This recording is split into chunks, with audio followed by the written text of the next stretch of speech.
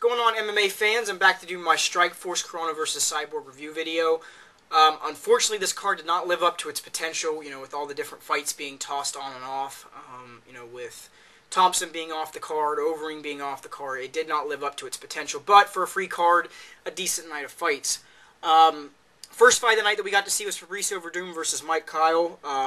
This was just textbook jiu-jitsu. Mike Kyle was, working some good combinations on his feet inside the pocket. Ends up going down to the ground.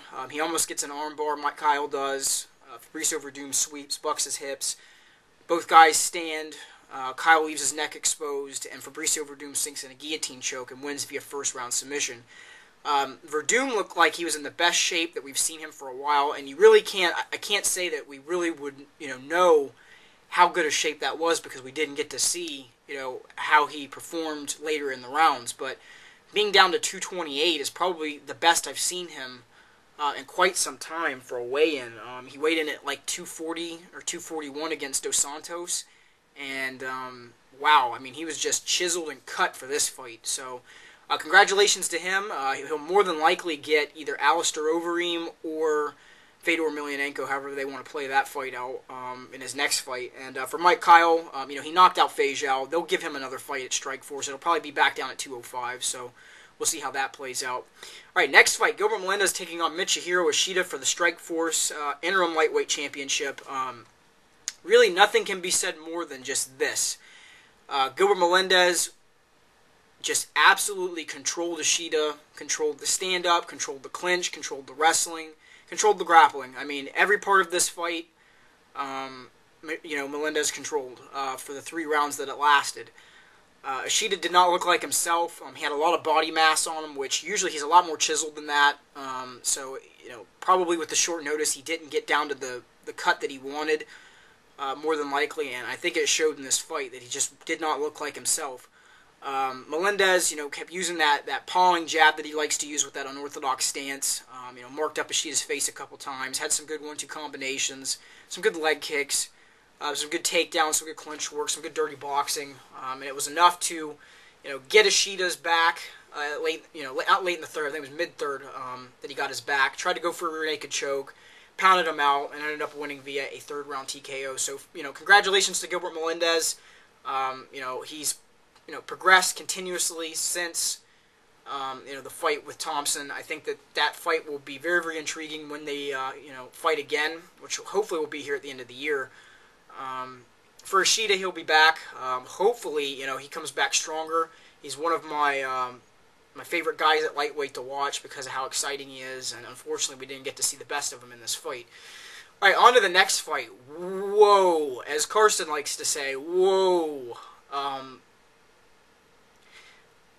People talk about pound-for-pound fighters and talk about, guys that are, amazing. But this dude is only 24 years old, and he's already held 2 belts in 2 different organizations and has decimated everyone that he's fought. And just real quick, let me just look something up so that when I talk about this, I'm not off.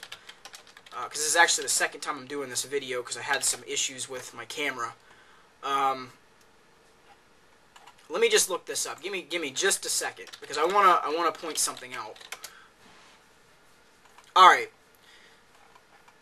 Now, of course, if you haven't been following Shigeru Musashi, he's fought in the Dream, Super Hulk tournament. Not only that, won the 185-pound middleweight tournament for Dream.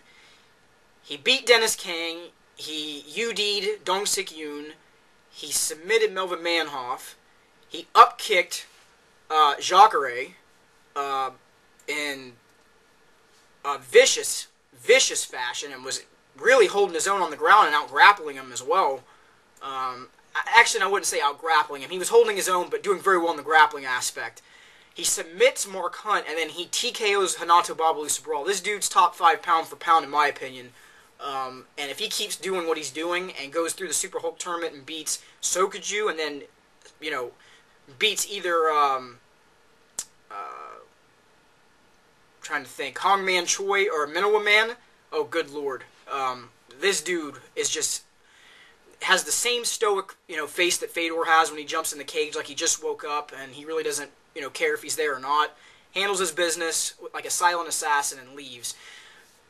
But that being aside, pretty much this is how the fight went down. Mousasi, and Babalu come out. They both throw some leg kicks. Babalu clinches. Mousasi gets a sweep trip takedown to side control. Is very patient. Postures up, gets inside of Babalu's guard, rains down some shots, catches him, with 2 hard shots that kind of flatline him. He hits him again, puts Babalu to sleep, and he stops and wins via a vicious first-round TKO. Like I said, this dude, top 5 pound for pound. He's only 24, and he has got an impressive resume as it is.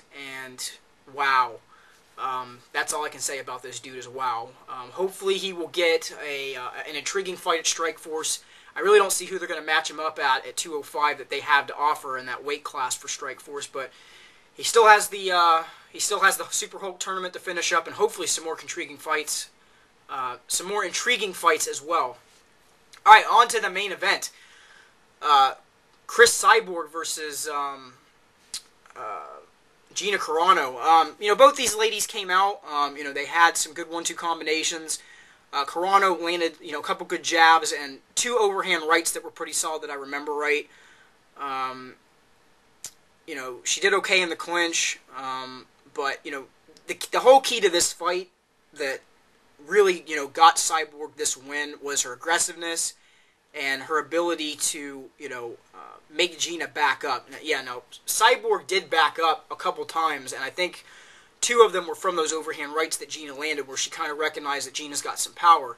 But when Cyborg just stalked her down and did the Vanderlei Silva type of, flurries on her, Gina just had no answer for it. Gina tried to get a couple, clinches and even like a headlock takedown that just didn't work for her. She ended up getting mount in a mysterious fashion. It was just weird how she got that mount position. But anyway, she rained down some shots.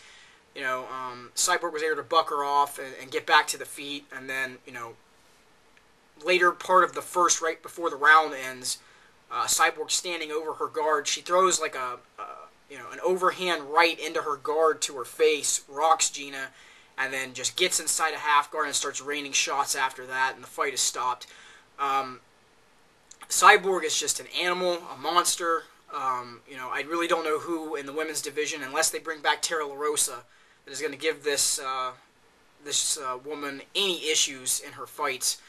I'm very, very glad, and I don't know if anyone noticed this when I said it in my prediction video, but I'm glad that this fight didn't go the way that I thought it may have went, where there was blood, and, the stoppage was bad as far as the way that it looked, even though some of those shots didn't land flush. But imagine if there would have been blood and that going down.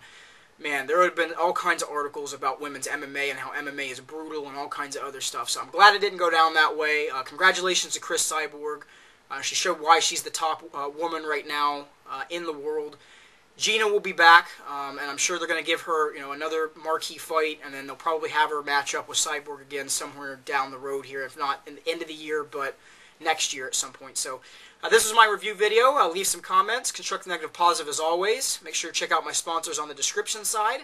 And on that note, you guys, have a great day.